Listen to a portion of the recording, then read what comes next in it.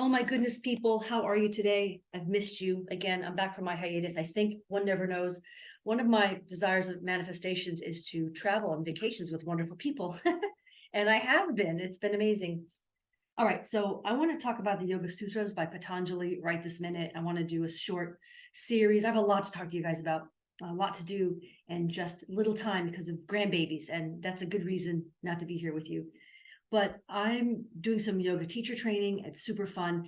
And I'm realizing as I study yoga philosophy, which is what the 300-hour teacher training is about, really, and additional assists for students and clients, like how to help them if they have physical ailments or weaknesses in the body, how to modify the asanas and stuff like that.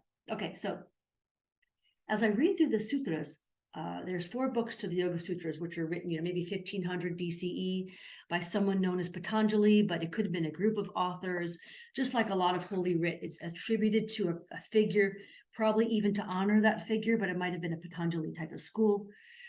So one person, a few people, who knows?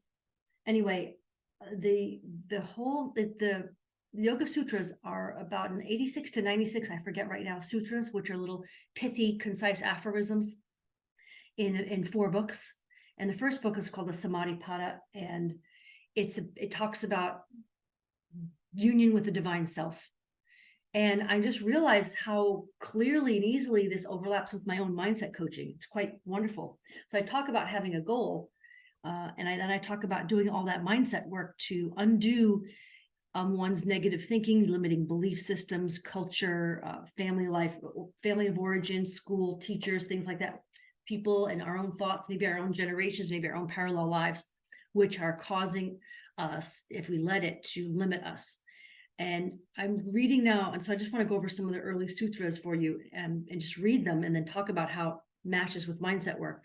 And it's just amazing that the New Thought authors of the 1900s were preaching and talking about all this stuff. But of course, as you know, there's nothing new under the sun. We're all standing on the shoulders of giants at some level. So the book 1, verse 1, one of the translations is now instruction in union. Union, yoga, one of the definitions of the word yoga is union or yoke. It means connection with God, connection with your divine self. And it's interesting because the yoga philosophy began to develop in juxtaposition to some Samkhya philosophy. Samkhya philosophy was an early yogic or Hindu philosophy, which was very animist. It looked at the lightning and the fires and the water and said, oh my gosh, these are gods that are out to kill us. We must appease them. We have to do sacrifices. So instead of having the fire burn us, let's burn something. Let's burn a sacrifice. Let's burn a human. Let's burn an animal. Let's kill this. Let's kill that. Offer a sacrifice so that these gods won't harm us. We must appease the gods. And that is a worldwide ancient religion. And I do believe that a lot of shamanism came out of these traditions. Like I'm a panpsychist, if you want. I'm a pantheist, a panentheist, if you like, but I no longer am worried about appeasing, the elements that we talk about as gods, as the animists talk about as gods, but I'm still a shaman. Anyway, so this book, the Sutras, is about connection with your divine self, which what this really ultimately means is this new yoga philosophy, which is put out by the Sutras and Patanjali et al., is like moving away from the Samkhya philosophy of worrying about appeasing these gods that are out to kill us and moving toward a sovereignty of deciding what we want to do. And the answer is through right action, which leads to good outcomes. It's not about being good or being right. It's about doing the right thing every day. And it's about the process. So I teach a process. It's about what you do every day. In fact, I'll tell my clients secretly, it's actually not about your goal. It's about who you become. It's about who you are. It's about what you do every day. It's about the process. So it's really fun to see in the sutras that they're saying the same thing, or that he was saying a similar thing. This is instruction in connecting with your divine self. And as we'll describe in the next 3 sutras, it's about controlling your thought structures, the thought streams in your mind. And this is what I would call the paradigm, or all those crazy thoughts and limiting beliefs, like, oh, I'm no good. I can't have that.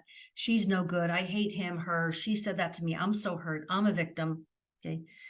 So book 1, verse 2 says, union is restraining the thought streams natural to the mind. And that's what we're talking about. All the all the 65,000 thoughts or whatever, how many thoughts are flowing through our mind every day, the monkey mind in the West, as we call it. It's just, if you can control this, you connect with your divine self. It's pretty direct. And so the writers of the sutras are saying, if yoga is about divine union, and union is restraining the thought patterns natural to the mind, and then the seer dwells in his own nature. In other words, then you are in your authentic self, coming here to do the mission or whatever you came here to do, whether to have fun, do good, whatever it is, and you move past all this crazy 3D reality and hearing and seeing from the five senses and having this freak us out, right? Verse 4 says, otherwise, he is of the same form as the thought streams. So in other words, you do become what you think about. Like Emerson said, you do become what you think about all day long. If you just let these crazy thoughts like, oh my gosh, what about the economy? What about the geopolitical situation? What about this country bombing that country? What about earthquakes? What about wars? What about floods? What about tsunamis? What about weather? What about ice, snow? What about fires? And verse 5 says, the thought streams are fivefold, painful and not painful. So yes, fivefold, I believe, referring to the five senses. So the thought streams come in from all of our senses. And some of them are good. Some of them are painful. Some of them are not painful. Some of them feel really, really good. And it's a direction to wonderful things like making love or drinking, eating fine food, drinking fine drink, enjoying fine company, laughter, cheerfulness. It's a great thing to have. We shouldn't maybe get too overexcited about it, because I do think the pendulum swings. So it's really good to perhaps live a little more neutrally and not have these blissful highs all the time. Because then we can crash. Maybe not, but I know I do. But it's really good to be perhaps not to get too much attachment to the highs, but thoroughly enjoy them and understand that a lot of what comes in through our five senses is painful, right? If you look at the world out there, all the things I just said. Verse 6 says, right knowledge, wrong knowledge, fancy, sleep, and memory. Like, right, it's through the five senses, we get correct things, we get incorrect things, we get fanciful, crazy things like buy this, do that, sleep with her, him, and sleep and memory come. And verse 7 says, right knowledge is inference, tradition, and genuine cognition. So talking about leaning on tradition and the knowledge of your forefathers, foremothers, things like that. Inference, I would say possibly, is intuition, using your intuition and tradition. And genuine cognition, the genuine cognition comes from intuition and comes from a right understanding of things, not necessarily looking at your bank account or at her, him, or what they said they did, he did, they did, your career, what the boss did, right? It's about your own knowing. Okay. Verse 8 says, wrong knowledge is false, illusory, erroneous beliefs or notions.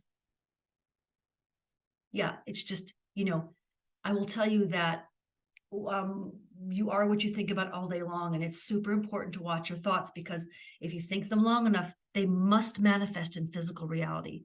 They must manifest in physical reality. So in other words, if you are resentful towards someone for many years, or a year, 6 months, whatever, it may turn out that you may indeed harm the person with your thoughts. That might please you, but it'll harm you more because it ricochets, boomerangs back on you. And it may cause the car accident or the lower back pain or the muscle twist or the bankruptcy or the job loss or the depression, the loss of your own relationships. So it must manifest. A thought about long enough must manifest in physical reality. So if you don't want what you're thinking in your own physical reality, you need to stop it and think what you want all day long. Think about who you want to be, who you want to become, what you'd like to experience in life, things like that. Verse 9 says, fancy is following after word knowledge, empty of substance. Yeah, so, this could be just, I would look at this briefly as, don't just trust everything you read or hear. It has to go through the filter of you. Like, do you intuitively, or what you know about the world, does it agree with you? You don't just follow after what the media says, what the news outlets say, what the teacher says, what the boss says, what the commander says. Of course, we have to obey orders in the military, but you have to decide what's right for you. Bring it through the inside. I'll stop at verse 9 there, but I just was getting so excited I want to share with you. I might do this sutra series. So if you want to, you can get on Amazon and Google the Yoga Sutras, Sutras. If you want to look at but you could, if you want to get a book on this, you can get this free online. I'll find a link and put it in the description box if you want to look at the sutras free online and look at them. But I just really appreciate learning this South Asian philosophy because it's so different from Western philosophy and Western functioning. So I appreciate you being here and listening. Take care, guys. Bye.